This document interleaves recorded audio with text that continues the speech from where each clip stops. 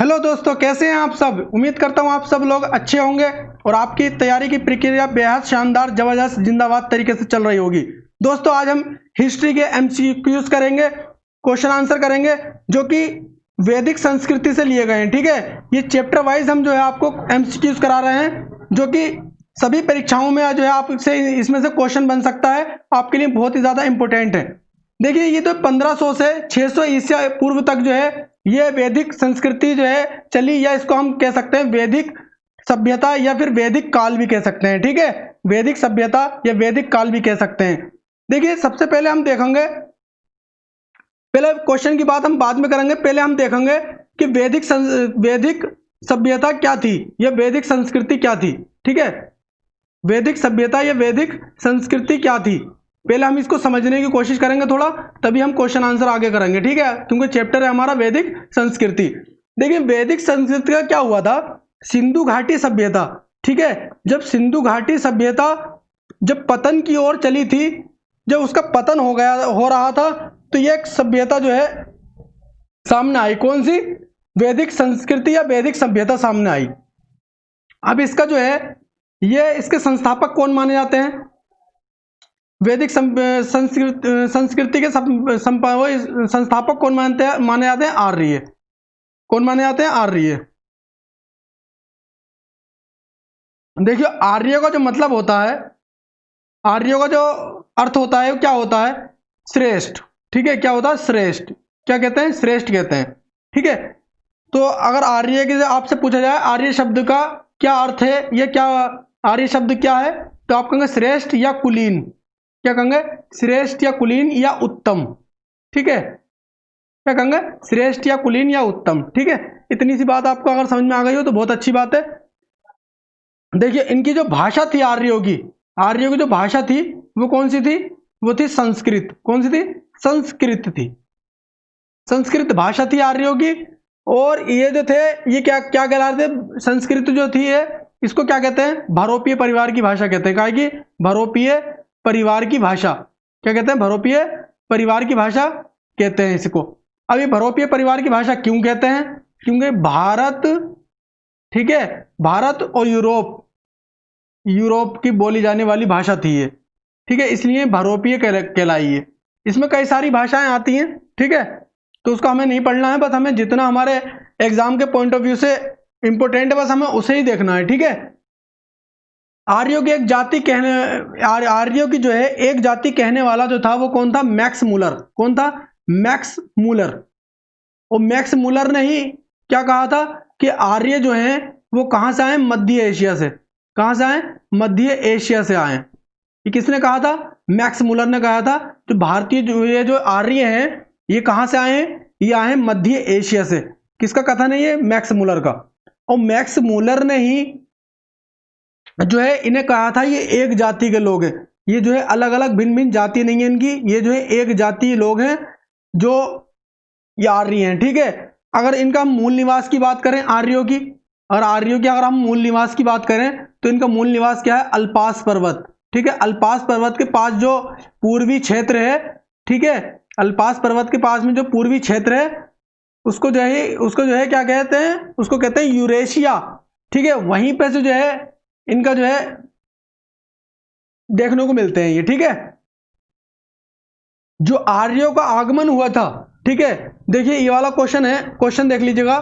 Question है, पूर्व वैदिक या ऋग्वैदिक संस्कृति का काल किसे माना जाता है? बताइए इसमें से कौन सा माना जाता है? तो इसका सही आंसर हो जाएगा ये है 1500 ईसा पूर्व से 1000 ईसा पूर्व। क्योंकि 1500 ईसा पूर्व से जो है इसका जो है काल माना गया है, मतलब इसको जो है जब से शुरुआत हुई है इसकी। ठीक है, और अगर हम बात करें सिंधु घाटी सभ्यता कब समाप्त हुई है, तो इससे 2 साल पहले समाप्त हुई है। क्योंकि 2 साल तक जो है कोई भी सभ्यता नहीं पनपी। ठीक है, नहीं आई।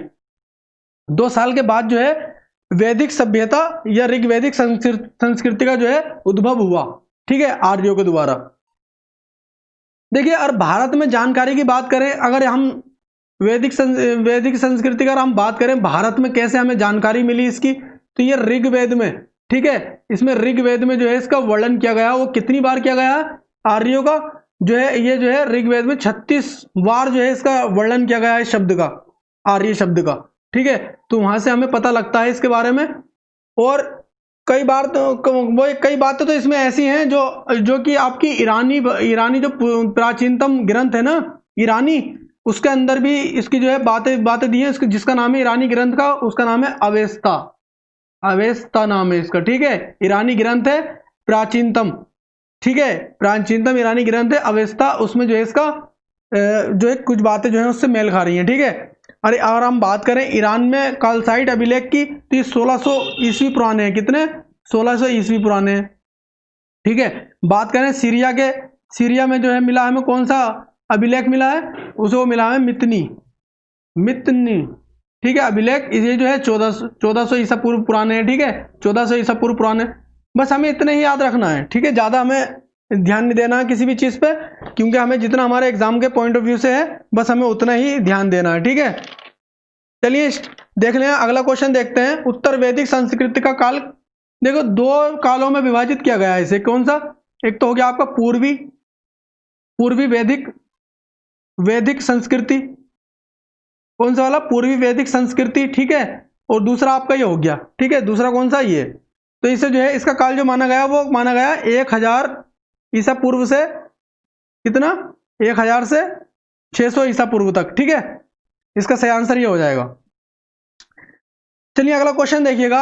आर्य शब्द का शाब्दिक अर्थ क्या? मैंने अभी बताया था आर्य शब्द का जो शाब्दिक अर्थ है वो श्रेष्ठ या कुलीन है। कैसा है? श्रेष्ठ या कुलीन, ठीक है। इसका सही आंसर हो जाएगा श्रेष्ठ या कुलीन, ठीक है। तो आंसर आप करते रहें कमेंट बॉक्स में फटाफट। चलिए अगला क्वेश्चन देखिएगा। प्रारंभिक आर्यों के बारे में निम्न कथनों में से कौन सा सही है? प्रारंभिक आर्यों के बारे में निम्न कथनों में से कौन सा सही है? बताइए कौन सा कथन सही है? इसका सही आंसर हो जाएगा वे मुख्यतः नगरों में निवास करते थे। कहां करते थे? नगरों में निवास करते थे, ठीक है। यह कथन इसका सही है। अगला क्वेश्चन देखिएगा। इनमें से किस काल का ज्ञान वैदिक काल के लोगों को नहीं था? बताइए इनमें से जो है चारों में से कौन सी चीज का ज्ञान जो है वैदिक काल के लोगों को नहीं था? बताइए इसका सही आंसर क्या होगा? इसका सही आंसर हो जाएगा तंबाकू का ज्ञान नहीं था वैदिक काल के लोगों को। बाकी जौ का भी ज्ञान था, ठीक है, गेहूं का भी बारे में पता था, खाते भी थे ये, और चावल के बारे में पता था, ठीक है। इन सबके तीनों के बारे में पता था, तंबाकू के बारे में नहीं पता था कि तंबाकू भी कुछ ऐसा होता है, ठीक है। उत्तर वैदिक काल के वेद विरोधी और ब्राह्मण विरोधी धार्मिक अध्यापकों को किस नाम से जाना जाता था? बताइए जो वेद विरोधी होते थे, जो वेदों को नहीं मानते थे, ठीक है, जो ब्राह्मण विरोधी होते थे, ब्राह्मणों को नहीं मानते थे, जो धार्मिक अध्यापकों को किस नाम से जाने जाते थे? ऐसे ऐसे धार्मिक अध्यापकों को क्या कहते थे? तो ऐसे धार्मिक अध्यापकों को कहते थे श्रमण। क्या कहते हैं? श्रमण कहते थे, ठीक है। चलिए अगला क्वेश्चन देखिएगा। वैदिक गणित का महत्वपूर्ण अंक है। बताइए वैदिक गणित जो थी उसका महत्वपूर्ण अंक कौन सा है? किस में दिया गया है? शतपथ ब्राह्मण है, अर्थवेद में है, शल्भ सूत्र में है, छंदोग्य उपनिषद में है। बताइए कौन से इसका सही आंसर हो जाएगा? शल्भ सूत्र में जो है इसके बारे में दिया है, और शल्भ सूत्र से ही वैदिक गणित का महत्वपूर्ण अंक माना गया है, ठीक है। चलिए अगला क्वेश्चन देखिएगा। किस वेद में प्राचीन वैदिक युग की संस्कृति के बारे में सूचना दी गई है? किस वेद में प्राचीन वैदिक युग की संस्कृति के बारे में सूचना दी गई है? इसका सही आंसर बताएं क्या होगा? इसका सही आंसर हो जाएगा ऋग्वेद में, ठीक है। ऋग्वेद में जो है इसकी जो है सूचना दी गई है। चलिए अगला क्वेश्चन देखिएगा। निम्नलिखित में से उत्तर वैदिक काल में लिखे गए ग्रंथों का सही क्रम कौन सा होगा? इनमें जो उत्तर मतलब इनका कौन सा क्रम होगा, मतलब एक के बाद एक कौन सा वाला जो है इसमें सही होगा? तो इसका सही आंसर हो जाएगा वेद आए पहले, ठीक है, फिर ब्राह्मण ग्रंथ आए, आर्यक ग्रंथ आर्यक आए, ठीक है, आर्यक ग्रंथ, उसके बाद में उपनिषद लिखे गए, ठीक है। चलिए अगला क्वेश्चन देखिएगा। वेदों की संख्या कितनी है? बताइए वेदों की संख्या कितनी है? देखो वेद जो है आपके 4 हैं। वो कौन से? ऋग्वेद, यजुर्वेद, सामवेद, अर्थवेद, ठीक है। यजुर्वेद, सामवेद। देखो अब ऋग्वेद में क्या है? ऋग्वेद की अगर हम बात करें, ऋग्वेद की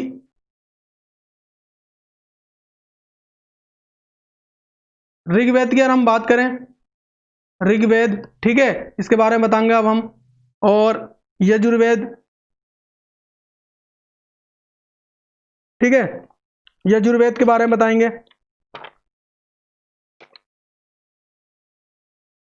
और सामवेद के बारे में भी आपको बताएंगे, ठीक है।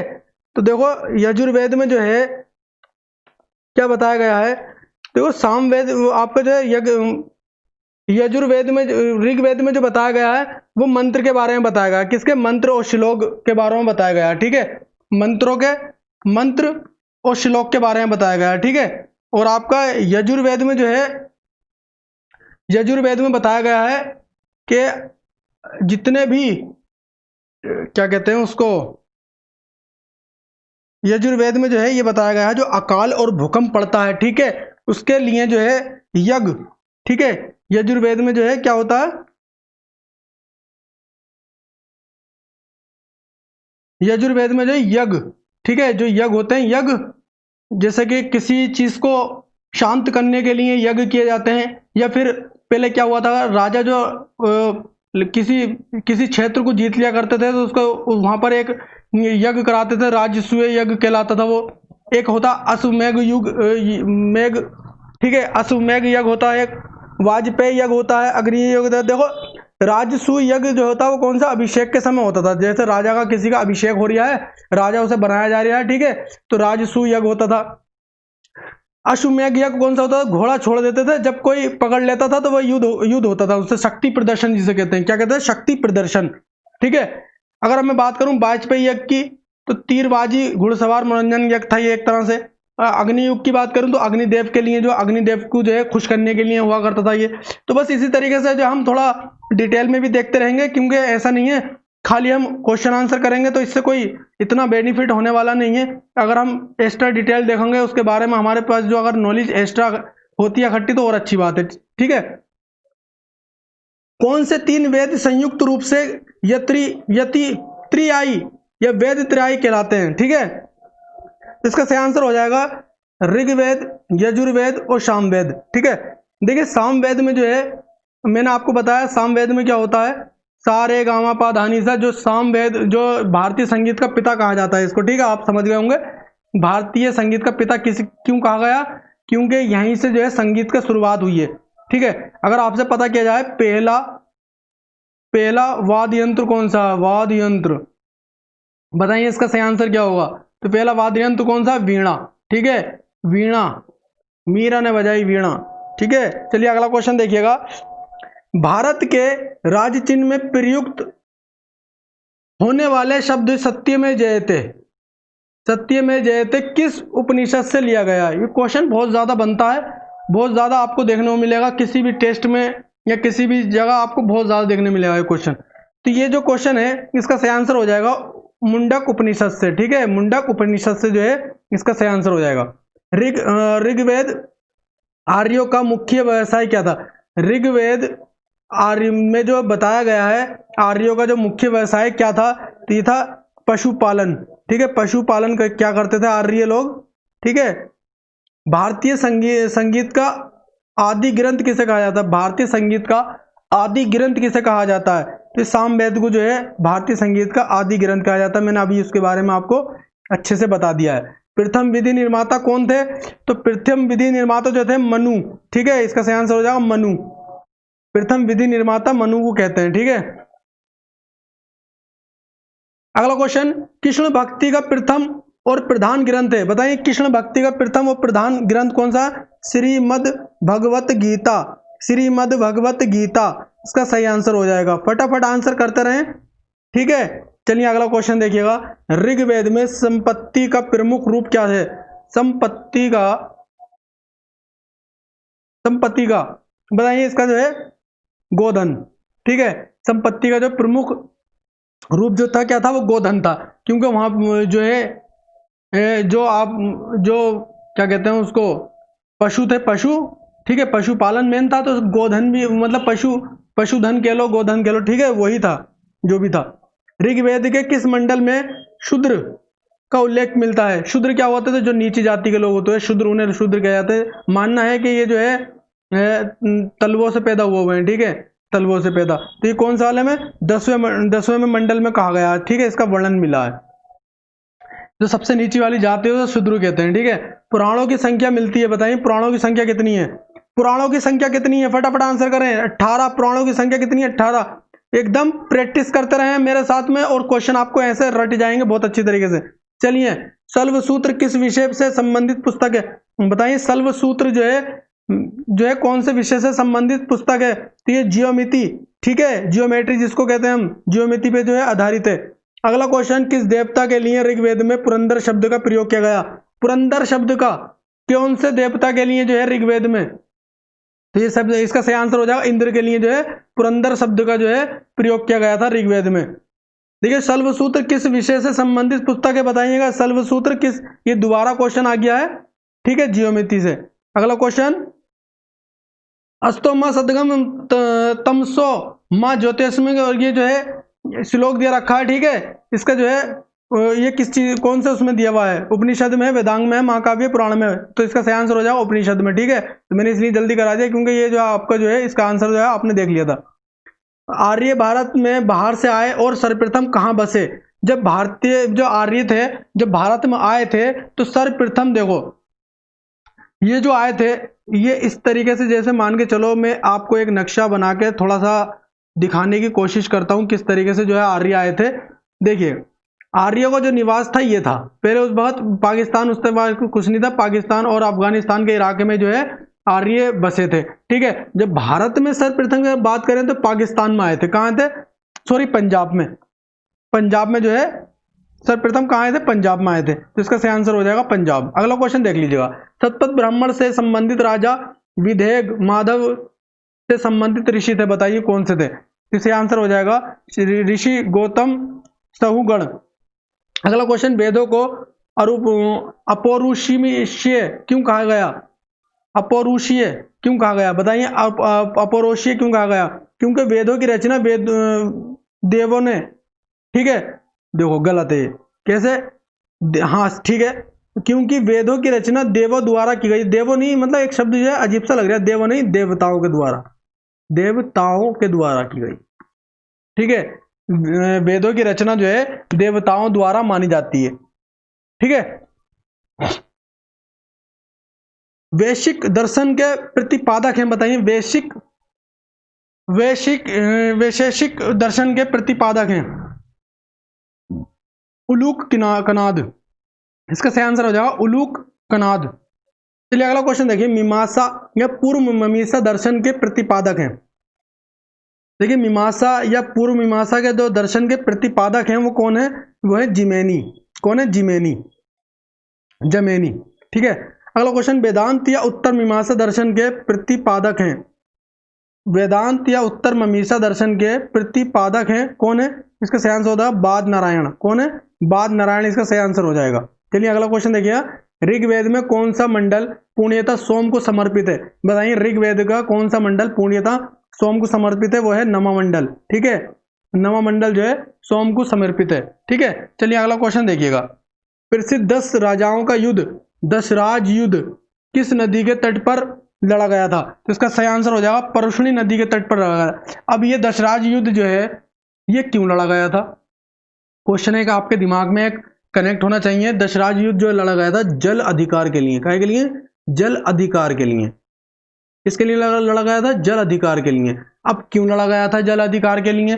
क्योंकि जल अधिकार के लिए इसलिए लड़ा गया था क्योंकि जो दूसरे लोग थे वो जो है एक छोटी जाति वाले अगर इसमें पानी भर लेते या पी लेते यहाँ से, तो ये इनका कहना ये था कि ये जो है दूषित हो जाएगा, ठीक है। तो इस जो है उनका कहना यह था कि हम ऐसे कैसे दूषित हो जाएगा, मतलब एक तरह से अपने जल अधिकार के लिए जो है वो लड़ रहे थे क्या, कि उनका कहना यह था कि दूषित हो जाएगा, पर उन्होंने जो है इसमें जो है युद्ध हुआ इनका, ठीक है।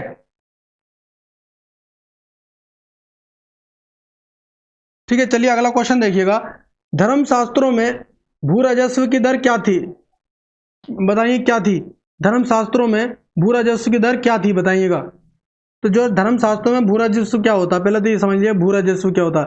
देखिए, भू राजस्व वो होता है जैसे कि आपकी भूमि में जितना पैदा हुआ, ठीक है, पैदा होने के बाद में उसका कुछ भाग आपको जो है सरकार को देना पड़ेगा, उसे कहते हैं भू राजस्व, ठीक है। तो कहने का मतलब यह है, तब क्या था, 1/6 देना पड़ता था, ठीक है, मतलब उसमें लिखा हुआ है ऐसा। 800 ईसा पूर्व से 600 ईसा पूर्व तक का काल किस युग से जुड़ा था, बताइएगा। इसका सही आंसर हो जाएगा ब्राह्मण युग से जुड़ा था। कौन से युग से जुड़ा था? ब्राह्मण युग से जुड़ा था। तो इसका सही आंसर हो जाएगा ब्राह्मण युग से। किस काल में अछूत की अवधारणा स्पष्ट रूप से उदित हुई, मतलब दिखाई दी? अछूत की अवधारणा बताइए। इसका सही आंसर हो जाएगा धर्मशास्त्र के काल में। देखिए अछूत जो है शब्द वही है जिससे कि कोई बंदा अगर छोटी जाति का हुआ करता था, उससे छूने से भी उससे ही कहते थे अरे इसको हाथ लगा दिया, ये जो है मतलब दूषित हो गई या नापाक हो गई। ठीक है, तो इस तरीके से जो है अछूत की जो है अवधारणा स्पष्ट रूप से कहां से मिलती है? धर्मशास्त्र के काल में मिली है। एशिया माइनर स्थित बोगाज कोई का सर्वप्रथम महत्वपूर्ण है क्योंकि वहां जो अभिलेख प्राप्त हुए हैं उसमें 4 वैदिक देवताओं का जो है इंद्र और वरुण और मित्र नसत्य का उल्लेख मिलता है। ठीक है, इसलिए जो है महत्वपूर्ण है। ठीक है, इसका सही आंसर हो जाएगा ऑप्शन नंबर ए, इसका सही आंसर हो जाएगा। गायत्री मंत्र देवी सावित्री को समर्पित है, वो किस पुस्तक में मिलता है? ये जो कहा गया है गायत्री मंत्र देवी सावित्री को समर्पित है, वो कौन से उसमें कहा गया? ऋग्वेद में, यजुर्वेद में, उपनिषद में, भगवत गीता में, कौन से में? तो यह है ऋग्वेद में कहा गया। ठीक है, न्याय दर्शन को प्रचारित किया था, बताइए न्याय दर्शन को प्रचारित किसने किया था? तो न्याय दर्शन के जो है गौतम ने जो है इसको प्रचारित किया था, मतलब इसको बढ़ावा दिया था। ठीक है, न्याय दर्शन को इसका प्रचारित किया था, मतलब इसका प्रचार किया था। ठीक है, प्राचीन भारत में निष्क से जाने जाते हैं। निष्क किसे कहते थे बताइएगा? निष्क कहते थे स्वर्ण आभूषण को। अगर हम बात करें उग्र की, उग्र किसे कहा जाता था? जो अपराधियों को पकड़ते थे, अपराधियों को जो पकड़ते थे उसे जो है क्या कहा जाता था? निष्क कहा जाता था। और एक होते थे बाज, ऐसे कुछ होता था, उनका नाम ध्यान में नहीं आ रहा। बाजपति, सॉरी बाजपति। ठीक है, बाजपति। देखिए बाजपति कौन हुआ करते थे? बाजपति वो होते थे जो गोचर भूमि की जो है देखभाली करते थे। ठीक है, जो अधिकारी हुआ करता था गोचर भूमि का, उसे बाजपति कहा करते थे। ठीक है, चलिए अगला क्वेश्चन देखिएगा। योग दर्शन के प्रतिपादक हैं, बताइए। योग दर्शन को तो आप सब बता देंगे, बहुत अच्छा क्वेश्चन और आपको सबको पता होगा, तो फटाफट आंसर देते रहें कमेंट बॉक्स में। इसका आंसर हो जाएगा पतंजलि। ठीक है, बाबा रामदेव योग करते नहीं करते हैं, बस वहां से ध्यान लगा लिएगा, वहीं से जो है पतंजलि जो है वहीं से तो उन्होंने वही तो पतंजलि को जो है बढ़ावा दे रहे हैं। ठीक है, उपनिषद पुस्तकें हैं, बताइए धर्म पर हैं, योग पर हैं, विधि पर हैं, दर्शन पर हैं, बताइए क्या होगा इसका सही आंसर? इसका सही आंसर हो जाएगा इसका दर्शन पर। ठीक है, जो उपनिषद हैं, उपनिषद जो पुस्तकें हैं वो किस पे हैं? दर्शन पर आधारित हैं। निम्नलिखित में से किसे भारतीय परमाणुवाद का जनक कहा जाता है? परमाणुवाद का जनक कहा जाता है, बताइए इसका सही आंसर क्या होगा? इसका सही आंसर होता है महर्षि कनाद को। ठीक है, महर्षि कनाद को जो है परमाणुवाद का जनक कहा जाता है। चलिए अगला क्वेश्चन, आरंभिक वैदिक साहित्य में सर्वाधिक वर्णित नदी है, बताइए सबसे ज्यादा किस नदी का जो है वर्णन किया गया है? वो सिंधु का किया गया है। ठीक है, ऑप्शन नंबर ए सही हो जाएगा। चलिए अगला क्वेश्चन, उपनिषद काल में राजा अश्वपति शासक थे, बताइए कहाँ के? काशी के, के पंचाल के, विदेह के, बताइए इसका सही आंसर हो जाएगा के। आत्मा ज्ञान, ठीक है, अध्यात्म ज्ञान के विषय में नचिकेता और यम का संवाद किस उपनिषद से में प्राप्त होता है? इसका सही आंसर बताइए क्या होगा? कंठोपनिषद में, कंठोपनिषद में। ठीक है, कंठोपनिषद में। अगला क्वेश्चन, वैदिक नदी कुंभा, ठीक है, काबुल जहां के स्थान कहां पर निर्धारित होना चाहिए? बताइए काबुल का जो है वो कहां? अफगानिस्तान में। ठीक है, इसका सही आंसर हो जाएगा अफगानिस्तान में। अगला क्वेश्चन, कपिल मुनि द्वारा प्रतिपादित दार्शनिक प्रणाली है, बताइए कौन सी है? पूर्व मीमांसा, संख्या दर्शन, न्याय दर्शन, उत्तर मीमांसा, बताइए इसका सही आंसर क्या होगा? फटाफट आंसर करें आप। इसका सही आंसर हो जाएगा सांख्य दर्शन। ठीक है, सांख्य दर्शन सही आंसर हो जाएगा। चलिए अगला क्वेश्चन देखिएगा, भारत के किस स्थल की खुदाई से लोहा धातु के प्रचलन के प्राचीनतम प्रमाण मिले हैं? देखिए लोहे धातु के, ठीक है, प्राचीनतम प्रमाण कहां से मिले हैं? बताइए तक्षशिला से, अंतरजी खेड़ा से, कौशाम्बी से, हस्तिनापुर से, बताइए कहाँ से। तो इसका सही आंसर हो जाएगा ऑप्शन नंबर बी, ठीक है, अंतरजी खेड़ा से। निम्नलिखित में से किसका संकलन ऋग्वेद पर आधारित है, बताइए फटाफट आंसर दीजिएगा। निम्नलिखित में से किसका संकलन ऋग्वेद पर आधारित है, तो इसका सही आंसर हो जाएगा सामवेद, ठीक है, संकलन ऋग्वेद पर आधारित सामवेद का। अगला क्वेश्चन, निम्नलिखित में से कौन, देखो क्यों है इसका मतलब बता दूं आपको। ऋग्वेद संकलन पर आधारित इसलिए है क्योंकि सामवेद में भी जो है मंत्र को और सॉन्ग को दोनों को जो है एक जैसा ही, अगर आप मंत्र पढ़ेंगे तब उसका जो है एक लहजा निकलेगा, ठीक है, मतलब एक वो होगा, अंतरा होगा एक तरह से। और जो आप गाना गाएंगे या कोई चीज गाएंगे फिर भी आपको वो होगा, इस तरीके दोनों जो एक दूसरे से रिलेट हैं। निम्नलिखित में से कौन स्थानांतरीय में शामिल नहीं है, सॉरी प्रस्थानत्रीय में शामिल नहीं है, बताइएगा इसका सही आंसर क्या होगा, न्याय से, ठीक है, इसका सही आंसर हो जाएगा न्याय से। कर्म का सिद्धांत संबंधित है, बताइए न्याय से, मीमांसा से, वेदांत से, ठीक है, बताइए कौन सा सही आंसर हो जाएगा इसका। इसका सही आंसर हो जाएगा मीमांसा से, ठीक है, मीमांसा जो है इसका सही आंसर हो जाएगा। दोस्तों अगर आपने अभी तक चैनल को सब्सक्राइब नहीं किया तो चैनल को सब्सक्राइब कर दें, उसके बराबर में जो बेल आइकन है, ठीक है, उस पर जो है क्लिक कर दें। और आपको अगर ये वीडियो अच्छा लगा हो तो लाइक करें, थम्स अप करें, ठीक है, शेयर करें वीडियो को अपने दोस्तों के साथ में, और हमें बताएं कमेंट्स करके कि आपको ये वीडियो कैसा लगा। Thanks for watching.